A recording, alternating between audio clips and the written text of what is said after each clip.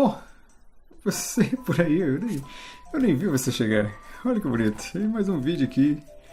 Vamos falar um pouquinho hoje de história mais uma vez. E hoje vamos aqui concentrar nossos esforços aí para falar um pouco da Revolução Francesa, né? Coloquei aqui minha camisetinha da França. Que bonito, né? E vamos falar sobre esse fenômeno aí, um dos dois fenômenos aí que moldaram aí a cultura ocidental, né? Um deles foi a Revolução Industrial. Esse outro aqui foi a Revolução Francesa, que é o que a gente vai ver hoje. Pretendo dividir em duas partes aí, para não ficar um vídeo muito extenso, né? Porque vídeo muito extenso, eu sei que as pessoas não assistem. E elas estão no direito delas. Então vamos lá. Que lindo. Então, para entender a Revolução Francesa, é legal que dá para entender bastante o que está acontecendo no Brasil hoje, né? Eu não estou dizendo que o Brasil vai descambar para uma grande revolução, que pessoas serão assassinadas e guilhotinadas. Não, mas é o processo para você observar ali, é interessante para você pontuar algumas coisas que acontecem nos dias de hoje. Então, ok? Só alegria? Então vamos lá. Então, antes de entender o processo da Revolução Francesa, a gente tem que entender como que funcionava a França ali nas vésperas da Revolução, ali no século XVIII. Né? Então, tínhamos uma França aí com um traço muito feudal, né?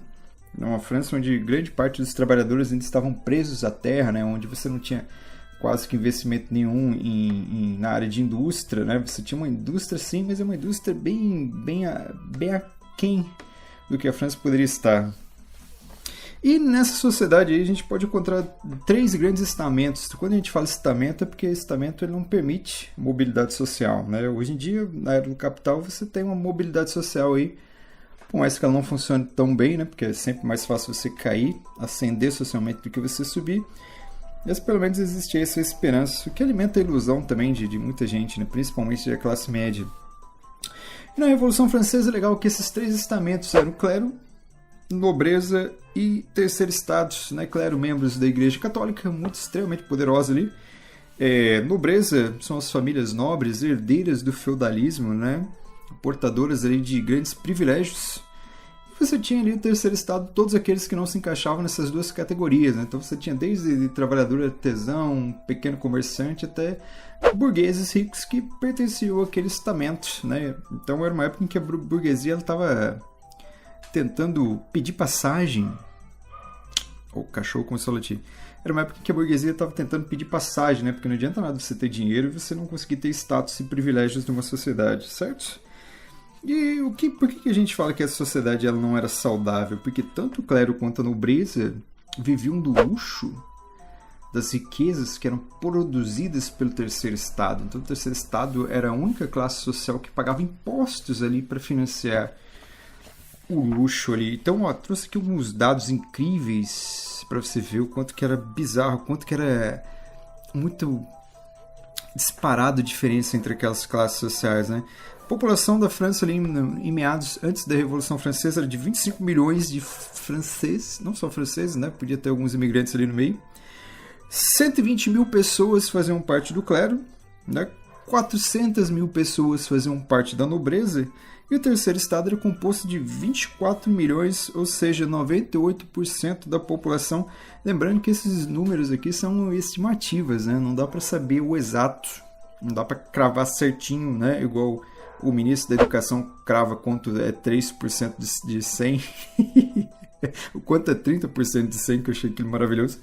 Mas essa estimativa aqui a gente chega à conclusão de que 24 milhões de pessoas viviam para sustentar os outros 2% da sociedade aí, sendo explorados aí através de impostos, né? Certo, querido? Então essa é uma relação que já não é saudável, né? Acho que você não precisa ser uma pessoa inteligentíssima para você perceber que poderia dar merda a qualquer momento, certo? Então vamos lá. É importante ressaltar também que na época da pré-revolução a França vivia num regime absolutista, onde o rei tinha plenos poderes, né? Onde o rei podia até mesmo perseguir os seus opositores políticos e poderia, se quisesse, não obedecer às regras aí estabelecidas pelo parlamento.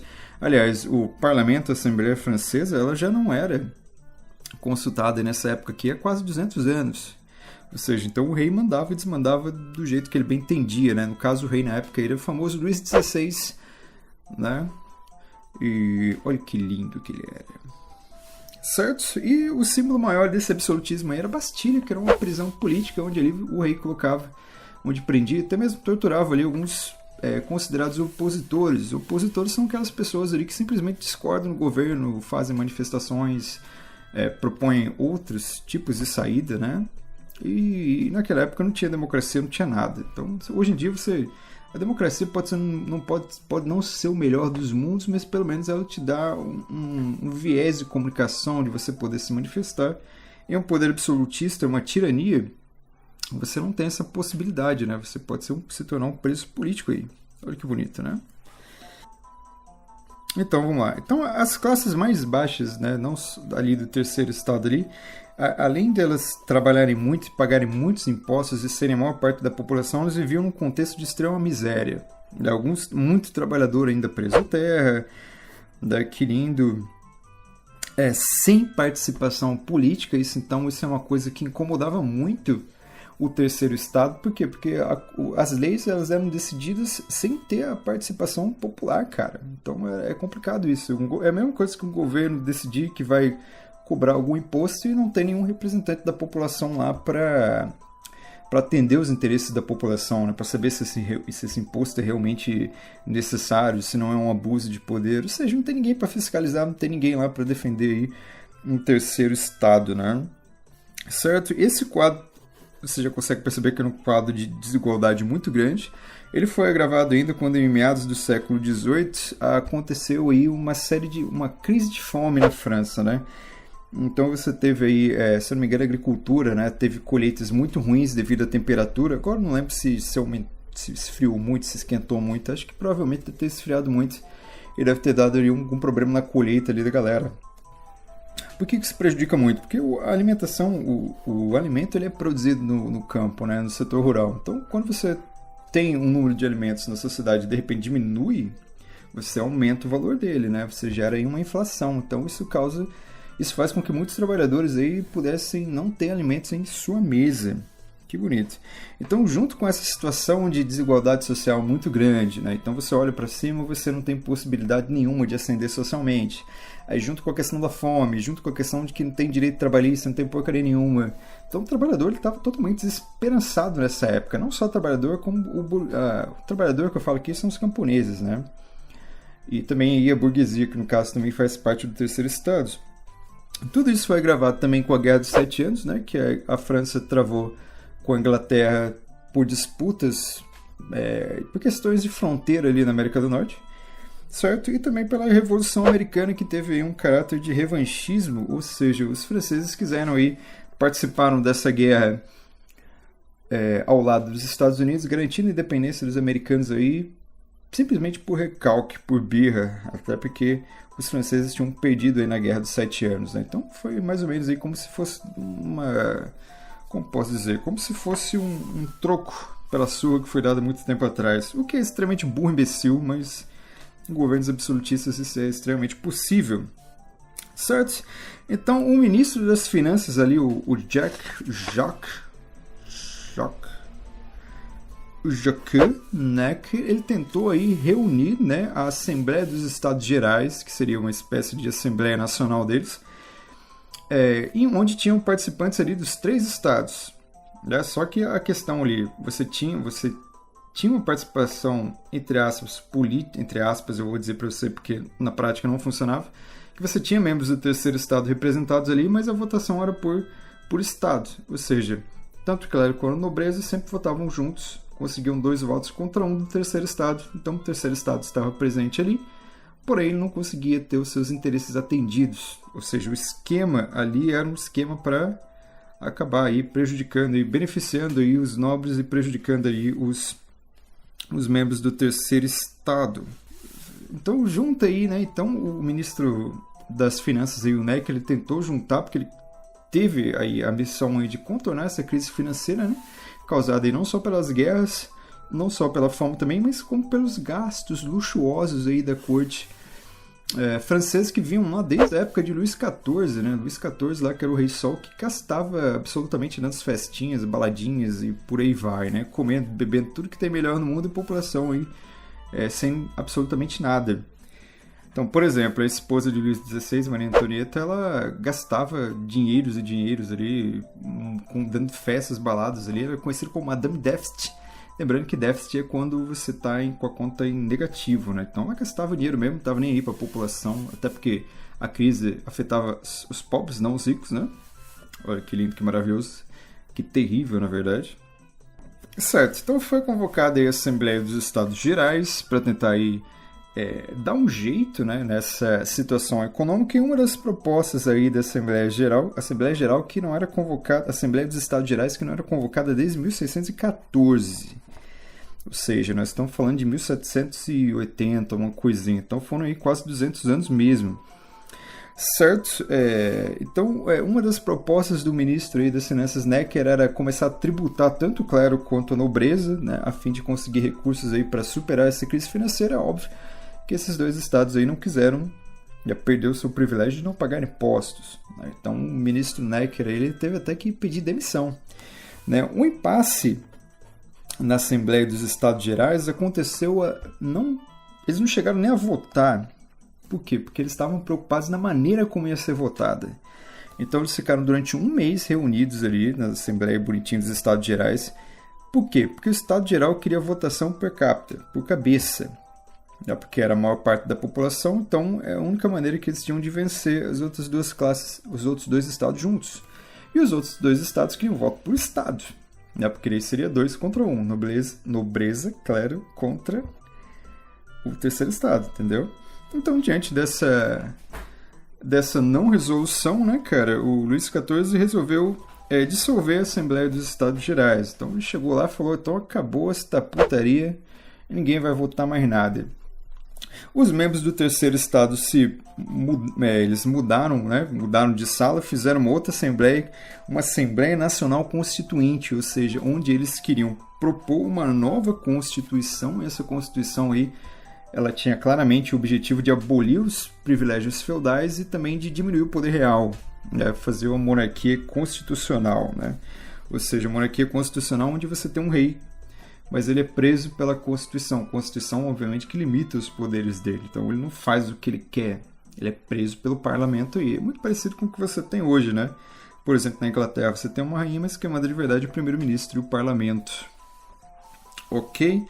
Né? O rei ele tentou dissolver essa Assembleia Nacional Constituinte e como já estava ocorrendo motins, revoltas, joelhadas voadoras e rastelo, facada no bucho, a população já estava quebrando tudo nas ruas de Paris, ao descobrirem aí que o rei havia tentado dissolver a Assembleia Nacional, né, que era a tentativa de limitar os poderes dele, essa população passou a quebrar tudo mesmo, aí juntou membro aí da Assembleia Nacional, também saiu quebrando tudo, e eles acabaram em 14 de julho de 1789 tomando a Bastilha, que é aquela Bastilha que era o símbolo do poder absoluto de Luís XVI, né? Não só de Luís XVI, mas de todos os reis aí absolutistas, né? Então, 14 de julho, então, recapitulando aqui, né? Além da tomada de Bastilha, né? A galera tomou o quartel lá, onde conseguiram ali roubar 30 mil mosquetes, e com esses mosquetes eles foram até a Bastilha e acabaram tomando a fortaleza ali, que se não me engano a fortaleza ali estava sendo protegida por 30 soldados, né? Então esse foi o marco zero da Revolução Francesa. A partir da queda da Bastilha eu vou fazer um outro vídeo aí explorando mais os detalhes aí do que aconteceu na Revolução Francesa, tá ok? Né? Posso ter falado aí uma parte de besteira aí, me desculpe. Isso aí, só alegria, um abraço e até a próxima. Não, assim não. Assim. Joinha.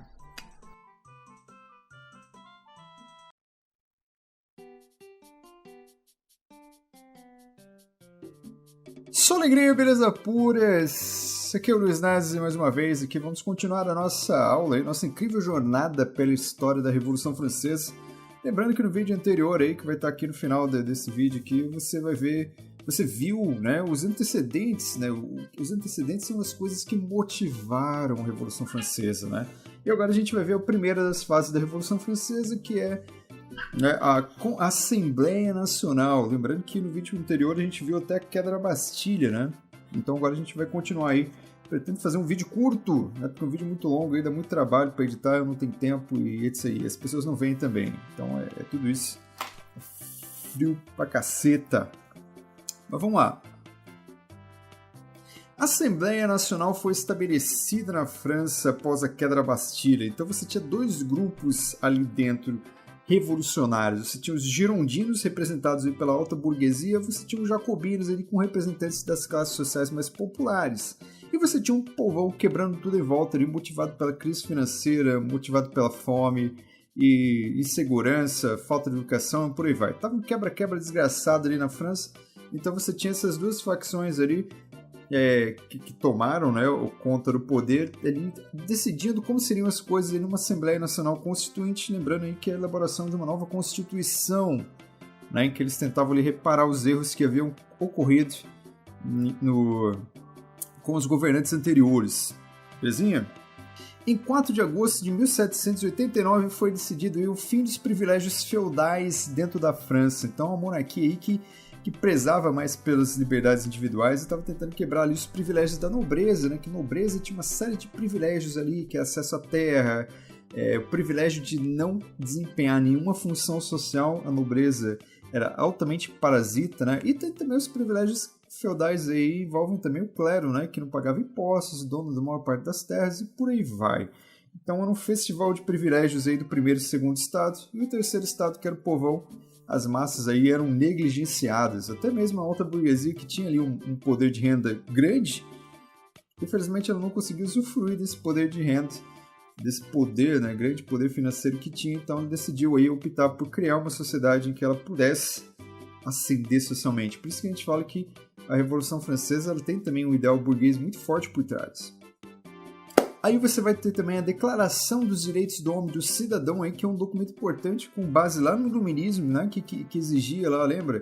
Aquelas coisinhas como direito à liberdade de expressão, propriedade privada, direito à vida. Então, por aí vai. A divisão dos poderes em 3 partes, executivo, legislativo e judiciário. Então, tudo isso que estava sendo debatido lá no Iluminismo foi colocado em prática aí durante a Revolução Francesa.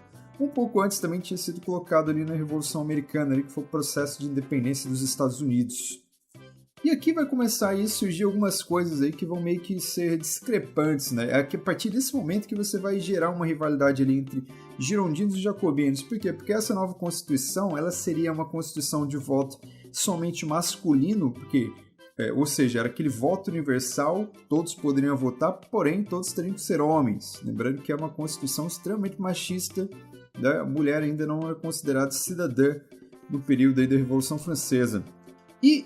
Mas o que mais causou problemas, o que mais incomodou as pessoas, principalmente as classes mais populares, é de que esse voto ele tinha que ser censitário, né, aos olhos do girondino. Censitário é quando você estabelece um mínimo de renda para a pessoa poder participar politicamente.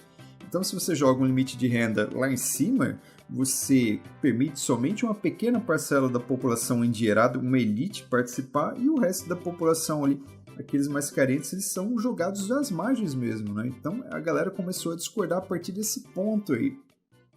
Então era uma Constituição que eram para todos serem iguais, mas nem todos eram tão iguais assim, uns eram mais iguais que os outros. Nesse período da Assembleia Nacional Constituinte também você teve uma fuga muito grande, tanto de membros da Igreja Católica quanto membros da nobreza para países como, por exemplo, Áustria. Né? Por quê? Porque eles estavam com medo. O processo de revolução ele estava ficando cada vez mais ali radical. Então isso estava assustando membros do clero, estava assustando membros da nobreza, estava assustando também membros ali da burguesia. Vamos lá. Então essa galera que fugiu para a Prússia, para a Áustria, eles automaticamente começaram a organizar um processo de contra-revolução. Então a Áustria foi o principal país que encabeçou essa liga antirrevolucionária para tentar esmagar a Revolução Francesa enquanto ela estava nascendo ali, enquanto ela estava pegando forma ainda. Por quê? Porque se a ideia de derrubar um rei se populariza pela Europa, o que impediria as outras monarquias europeias também de caírem? Né? Os reis também serem presos, perderem seu status de absoluto. Então essa galera, mais por medo, organizou ali uma liga, e também tinha a Rússia, se não estiver enganado. Então eles tentaram atacaram a França para tentar ali esmagar aquela revolução ainda no seu processo inicial. Que bonito. o próprio rei Luís XVI, aí, que tinha sido deposto durante a Revolução Francesa, ele tentou escapar também passando ali pela fronteira da Bélgica, mas ele foi pego no meio do caminho, né? Na fronteira ali com a Bélgica, ali, os guardas ali conseguiram reconhecer a sua faceta real, né? Então pegaram ele e prenderam-o mais uma vez. É nesse período ainda que você vai ter aí o confisco dos bens do clero da igreja, né? Então, para uma tentativa de restabelecer a economia francesa foi qual? Foi pegar toda a riqueza da nobreza, né? Prendiam lá os nobres, pegavam a sua riqueza e transportavam essa riqueza para o Estado, que era uma tentativa aí de aquecer a economia mais uma vez, né? E foi confiscado também os bens da Igreja Católica. Então, a Igreja Católica, que era considerada como algo quase que intocável durante grande parte da história francesa, os padres acabaram sendo presos, né? A igreja perdeu suas terras, as suas riquezas, que acabaram sendo confiscadas aí pelo Estado. Em 1791, a França ela tentou estabelecer uma monarquia constitucional, ou seja, colocar o rei bonitinho de volta ao poder de novo, porém com os poderes dele limitados, muito parecido com o que aconteceu com a Inglaterra durante a Revolução Inglesa, né? Que colocaram Carlos II no poder, mas tinha lá a Magna Carta que limitava os poderes reais, ou seja, tudo passava pelo parlamento. Então a França tentou colocar esse rei como se fosse um fantoche, em que na verdade ele não mandaria em nada, ele só estaria ali para enfeite. E o rei, de primeiro momento, aceitou, né? Porque a ideia era o quê? Ou você aceita ser um enfeite, ou seremos obrigados a matá-lo. O rei aceitou ser um enfeite e falou, ok, também permito o joinha. Bom, então, como já foi dito antes, dois grupos estavam estabelecidos ali dentro da Revolução Francesa e da Assembleia Nacional. Durante ali as assembleias, à direita sentavam-se ali os grupos mais conservadores, né? Então por isso que a direita era ligada a partidos mais conservadores, que querem mudar, mas querem mudar um pouquinho só, na verdade eles querem ter mais privilégios. E do outro lado ali você tinha os jacobinos, que seria a esquerda, que era o pessoal do campo mais progressista, que queria uma mudança radical. Então isso você traz para a política nos dias de hoje. Olha que bonito, cara. Como é lindo isso da história. Em 1792, então, aconteceu essa guerra entre a Áustria e com a Prússia, né, em que a França decidiu até mesmo avançar com suas tropas para impedir com que esses inimigos da Revolução conseguissem esmagar a Revolução. Então isso tornou o clima dentro da França ali muito mais radical, né? Criou aquele estado de medo, aquele sentimento de precisamos tomar alguma medida imediata, mesmo que seja drástica. Então, todos esses fatores internos quanto os fatores externos deram margem aí para uma radicalização dentro do cenário francês. Então, os jacobinos, que eram em sua maioria ali representados ali também grande parte pelos sans-culottes, que é aquelas pessoas que realmente não tinham privilégio nenhum, né? Que eram os mais desgraçados dentro daquela sociedade, acabaram aí dando um golpe e tomando o poder, né? E a partir desse momento a gente não vai ter mais a Assembleia Nacional, mas a gente vai ter a Convenção, onde é considerada também a fase de terror. Mas aí fica para outro momento. Se você gostou, não esqueça de compartilhar, dar um joinha e você vai ficar muito mais bonito. Certo? Um abraço, um beijo, um queijo. Só alegria e beleza pura, e agora nós vamos começar aí com a última parte desse vídeo de 3, né? Uma trilogia sobre a Revolução Francesa, onde falaremos sobre a Convenção e sobre o Diretório. Então, depois da Assembleia Nacional, aí, através de um golpe, né, de Estado, um golpe político, né, os jacobinos aí tomaram o poder, até por ser a maioria ali no parlamento francês. E em 1793, depois de estar provado tentativas do rei Luís XVI, né, de conspiração contra a Revolução, ele acabou sendo executado. Né, degolaram em praça pública, degolaram também lá a nossa querida Maria Antonieta, que era sua esposa. Foi estabelecido, então, o Comitê de Salvação Pública, né, que era uma espécie de tribunal revolucionário ali, onde Robespierre era o principal ali, né, era o manda-chuva, o cara que controlava ali a Revolução, a personificação, né, da Revolução, melhor dizendo. Então ele passou aí a pegar pessoas, guilhotinar não somente os girondinos, mas também nobres foram guilhotinados, né, os clérigos, né, membros da Igreja Católica também foram guilhotinados. A Igreja Católica teve os seus bens roubados, se bem que a Igreja Católica já tinha roubado antes, então ladrão que rouba ladrão, né, não tem problema nenhum. E jacobinos também começaram aí a ser guilhotinados, ou seja, foi um aparelho aí, maneira de controlar a Revolução aí, principalmente através do medo. cerca de 17 mil mortes nos primeiros 4 meses aí desse tribunal revolucionário, né? O total aí estima-se que mais ou menos 40 mil pessoas foram guilhotinadas. E a guilhotina aí, né, e a guilhotina era uma maneira aí de você dar aí uma pena de morte para a pessoa de uma maneira um tanto, né, eles consideravam menos cruel, até porque a pessoa não sente dor, né? Você corta a cabecita, a pessoa não sente nenhum tipo de dor, ou seja, é uma morte em que não há sofrimento. E o próprio Robespierre aí, que era o cara que liderava, né, essa fase chamada de terror, ele se autodenominou o Incorruptível. Tá? Então aí a gente sempre vê aí que existem figuras políticas aí de caráter duvidoso aí que sempre querem vender a ideia aí de que são os salvadores, que são os incorruptíveis e por aí vai, né? Então esse falso moralismo aí é um pouco complicado, né, para você ficar atento aí com os políticos. Então esse período de 1793 a 1794 foi um período de grande estabilidade pública, até porque as pessoas estavam sendo guilhotinadas, inclusive Danton, né, que era aí um grande aliado, um jacobino, né, grande aliado de Robespierre durante grande parte da Revolução, acabou aí se tornando uma ameaça. Então aí o Danton ele foi guilhotinado também.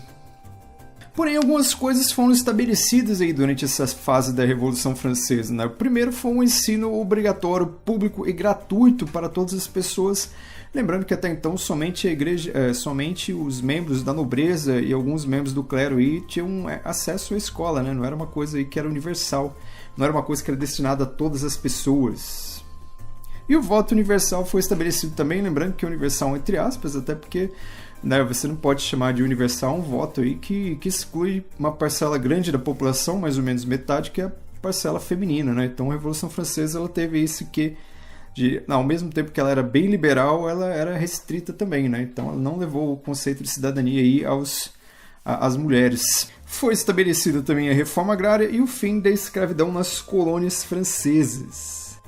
E os jacobinos tentaram controlar também financeiramente aí a crise inflacionária através da lei do preço máximo, que estabeleceu tanto que um produto poderia valer mesmo contendo uma inflação gigantesca, né? Então era uma maneira de você tentar controlar a inflação, o processo inflacionário, mas a gente vai ver que não foi tão eficiente assim, né? Até porque a crise estava comendo solta ali na sociedade francesa.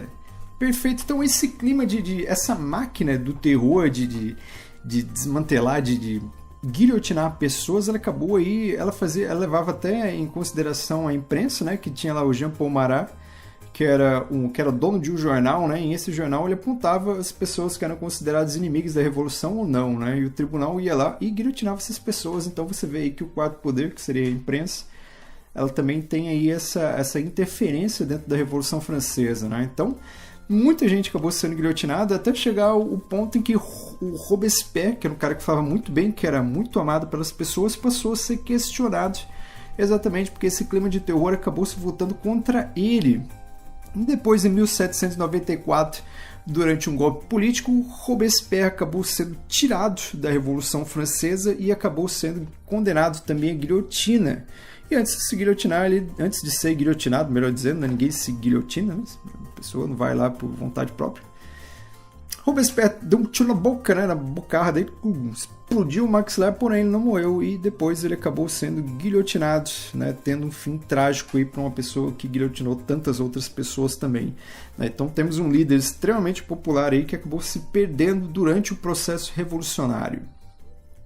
Então temos mais uma vez aí o diretório que foi estabelecido aí, né, pela alta burguesia, os girondinos, que estabeleceram um grupo ali, um conselho de 5 pessoas que mandariam ali, né, na França durante esse período. Então as medidas populares elas foram retiradas, né, ou seja, passaram uma pá de cal em cima de todas as conquistas. Esses membros também eram escolhidos pelo legislativo.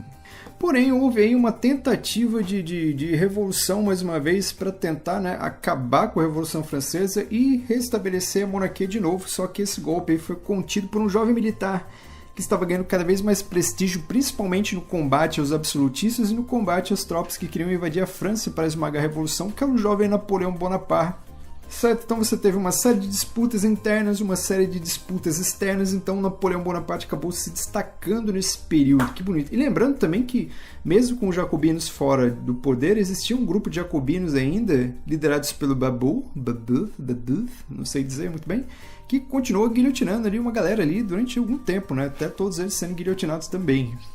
Então, com o apoio da alta burguesia e contando com o carisma, né, as pessoas pediam por Napoleão Bonaparte, né, aquela velha ideia do mito, né, da pessoa que vai consertar e nos livrar de todas as malezas. Então aí o nosso querido Napoleão Bonaparte, com o apoio da burguesia, deu o golpe que acabou aí finalizando com a Revolução Francesa, que é o golpe que seria o 18 de Brumário. O 18 de Brumário seria aí dentro do calendário da Revolução Francesa, né, porque assim, depois que os revolucionários tomaram o poder, eles colocaram o ano 1 diferente do calendário católico, né, que o ano 1 é do nascimento de Cristo.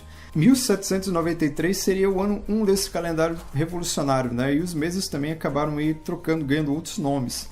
Então, o 18 de Brumário seria o correspondente a 9 de novembro de 1799 no calendário cristão, que acabou sendo restaurado. E o Napoleão aí, ele acabou fazendo uma série de acordos, né, com a alta burguesia, com a Igreja Católica, que acabou retornando de novo à França, né, continuou tendo um apoio muito importante, porém o nosso querido Napoleão Bonaparte fez coisas interessantes também, com que é o que? Pegar aquelas ansiedades, aquelas necessidades das classes mais baixas e colocar dentro do Código Civil Napoleônico, que passou a vigorar não só na França, mas em todos os países que o Napoleão acabou conquistando durante, né, o período do Império Francês, em que ele anexou vários países à França. Esse Código Civil Napoleônico, você tem lá um ensino gratuito, né, criação do Banco Francês. Então você tem uma série de direitos aí que foram conquistados durante a Revolução Francesa, que foram preservados na figura de Napoleão Bonaparte. Então, de certa forma, ele deu fim à Revolução Francesa, mas aquelas ideias iluministas dos revolucionários franceses, representados ali na questão dos direitos humanos, acabaram aí transbordando por toda a Europa e chegando nos dias atuais. Olha que bonito. Fechou?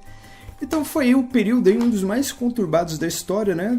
Esse período da Revolução Francesa, que é algo realmente fascinante de estudar. Espero que você tenha gostado, porque você é lindo, maravilhoso e busca conhecimento. Até a próxima.